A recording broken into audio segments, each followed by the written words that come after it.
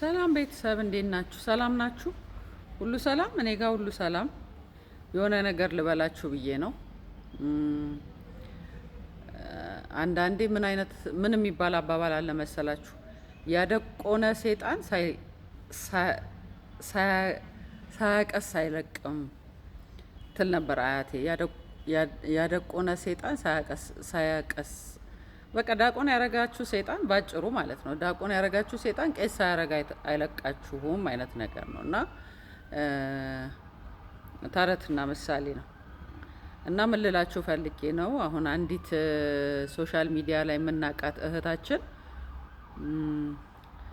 ከዚህ በፊት የሆነ ዳታ ወንድ ልጅ ወልዳ ከዛ እንደገና አንድ ታዋቂ ደራሲ አግብታ ያ ደራሲ ሲኖር በጣም የተከበረ ሰው ነበረ። ፎቶ እንኳን ታይቶ የማይታወቅ በፎቶ እንኳን አይገለጥም ነበረ በጣም እና ራሱን ደብቆ የሚኖር በጣም የተከበረ ደራሲ ነበር እና እሱን አግብታ ስትኖር ከሱን ካገባችበት ጊዜ ጀምሮ ግን ሰውየው ክብሩን አጣ። የሚገርማችሁ ነገር አንዳንዴ ያላችሁበት ቦታ ያስከብራቸዋል። ገባችሁ? ያላችሁበት ቦታ ያስወድዷቸዋል። ለምሳሌ ውሃ ስትገዙ ወይ ጁስ ስትገዙ ኤርፖርት ወይም ደግሞ መርካቶ ምናምን አንድ አይነት አይደለም ዋጋው። ገባችሁ? ይለያያል፣ እንደ ቦታው ይለያያል። እቃው አንድ አይነት ቢሆንም ያላችሁበት ቦታ ያስወድደዋል ያንን ነገር። ለምሳሌ ከክራይ አኳያም ሊሆን ይችላል። እዛ የሚመጡ ከስተመሮች ምን አይነት ሰዎች ናቸው ከሚለው አኳያም ሊሆን ይችላል። ብቻ ይለያያል። አንድ አይነት እቃ ሆኖ የተገኘበት ያ ማቴሪያል የተገኘበት ቦታ ያስወድደዋል። እና ይሄ ደራሲ በጣም ራሱን እንትን አለ። እናትህ እንዲት ሁን እያለች ቲክቶክ ላይ ትሳደባለች፣ ምን ትላለች። ተደብቆ የሚኖር ፎቶውን እንኳን ደብቆ ሳይቀር የሚኖረው ሰውዬ ወጥቶ ከሷ እኩል የሷን ፎሎወሮች ወጥቶ መናገር ጀመረ ምናምን። ባይሳደብም ያው ወጥቶ ይናገር ጀመር እና አሁን ደግሞ እሱ የት እንደሄደም የት እንዳረገችውም አይታወቅም። ሚስትየው በነገራችን ላይ ሚስቱና የልጁ እናት መታ እንትን ስትል ወጥታ ስትናገር ነበረ። በቃ እሱ እንደተበደለ ምናምን፣ እሷ ከሌላ እንደወለደች የሱ ልጅ ያልሆኑትን የሱ ልጅ ነው ብላ እንትን እንደምትል ምናምን ሴት ሆና በሴቷ ስትፈርድ ቆይታ እንትን አለች። ልጇ በነገራችን ላይ ከአባቱ ጋር ነው የሚኖረው እና በጣም ሲበዛ በቃ እኔ እንትኗ ቅድም እንዳልኳችሁ ነው። በቃ ይሄ ያደቆነ ሰይጣን ሳያቀስ አይለቅም አይነት ነገር የለም። በቃ የእንትን መንፈስ አለባት ልጅቷ፣ የመንቀሽቀሽ መንፈስ እና አሁን ደግሞ አንዱን ባለትዳር እንኳን አይደለም ተፋቷል መሰለኝ፣ የተፋታ ይመስለኛል። አዎ ተፋቷል። ምንም እንኳን ባይናገሩ ተፋተናል ብለው ባይናገሩ ስፔሻሊ ከባለቤቱ ምንም ተፋተናል ብላ አልተናገረችም ምናምን። ግን እሱ ሰውዬ በጣም በቃ ይሄ ብኩርናውን የሸጠ በቃ እንደሱ ሆኗል። መንፈሱ በጣም እያንቀዠቀዠው ነው። በቃ ምን እንደሆነ በማይታወቅ ሁኔታ ልጁ የሞተው እዛው ቲክቶክ መንደር በቲክቶክ ቻሌንጅ ነው የሞተው ልጁ። ማንኛውም ወላጅ ልጁን የገደለበትን እንትን እንደ ጠላት ነው ማየት የሚገባው አይደለ እንዴ? የብሩም እንትን ከየት እንደሚመጣ አይታወቅም። ብቻ የመጀረጠ ሴቶቹም ከሱ ስራ አይጠፉም ምናምን። አሁን ደግሞ በቃ እንትን እያለች ነው። ጭራሽ ሴቶች በመልኬ ይቀናሉ። የፈለኩትን ዲፖርት የማድረግ እንትን አለኝ እኔ ፓወር አለኝ፣ የፈለኩትን ዲፖርት አደርጋለሁ፣ የፈለኩትን አሳስራለሁ ይለች እንትን እያለች ነው። እና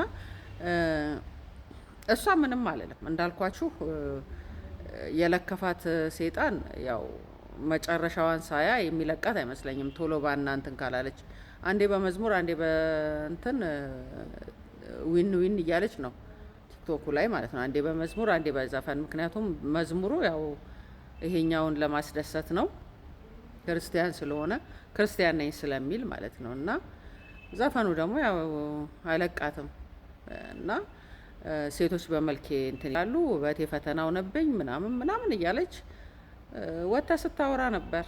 እና እኔ ማናሳዘነኝ ሁሉም ያሳዝኑኛል። ከሷ ጋር የነበሩ ወንዶች በሙሉ አንድ ዳቆኑ የመጀመሪያ ባሏ ልጅ የወለደችለት እሱ ያሳዝነኛል በጣም። ሁለተኛ ስሙን ጠራሁኝ። ሁለተኛ ደራሲውም ያሳዝነኛል በጣም። ህይወቱን አመሰቃቅለዋለች፣ ምስቅልቅል ነው ያደረገችው በእውነት። እሱም ያሳዝነኛል። አሁን ደግሞ ይሄ ሶስተኛው በሚያሳዝን ሁኔታ ልጅቷ ደግሞ የሆነ ባለትዳር ወንድ ትወዳለች አሉ። በቃና በቃ ያሳዝናል። ምክንያቱም በልጁ ሞት ላይ እንኳን እግዚአብሔርን ያመሰገነ፣ እግዚአብሔርን አሳልፎ ያልሰጠ፣ እግዚአብሔር ላይ ያላጉረመረመ መስገን ሬሳ ላይ ማለት ነው ያለ በቃ ጥሩ ክርስቲያን እዛ ላይ ስብከት የልጁን አስከሬን አስቀምጦ የሰበከው ስብከት በቃ የሰውን እንትን እንዴት ልበላችሁ የሰውን ቋጠሮ የሚፈታ የእያንዳንዱን ልብ የሚያንኳኳ ነበር። እና አሁን ይሄ ሰው እንደዛ ሆኖ በየቲክቶኩ እንደዚህ የማንም የነዚህ የጋለሞቶችና የኤልዛቤሎች የሶሻል ሚዲያ ኤልዛቤሎች መጫወቻ ሲሆን ሳይ በጣም አዘንኩኝ። እና ሰው ግን እንደው በቃ መጽሐፍ ቅዱስ ምን ይላል? እስከ መጨረሻ የሚጸና ይድናል ነው የሚለው።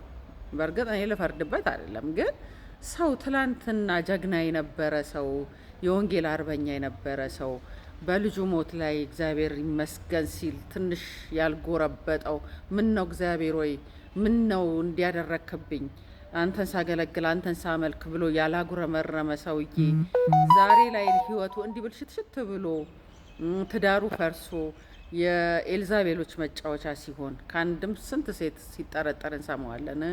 ብሩም ከየት እንደመጣ አይታወቅም። መበተን ነው። የእውነት ለመናገር ወደውት አይደለም። ምክንያቱም አንደኛ ነገር ወጣት ሴቶች ናቸው የሚታማባቸው፣ እንደገና ደግሞ ብር ፈላጊዎች ናቸው። በእርግጠኝነት ፍቅር አይደለም እንደዛ የሚያደርጋቸው እና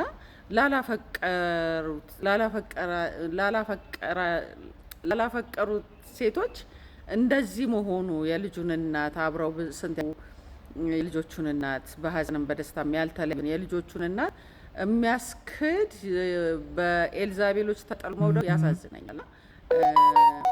ዴማስ ዓለምን ወዶ ትቶኛል ይላል ጳውሎስ የሆነ ቦታ ላይ እና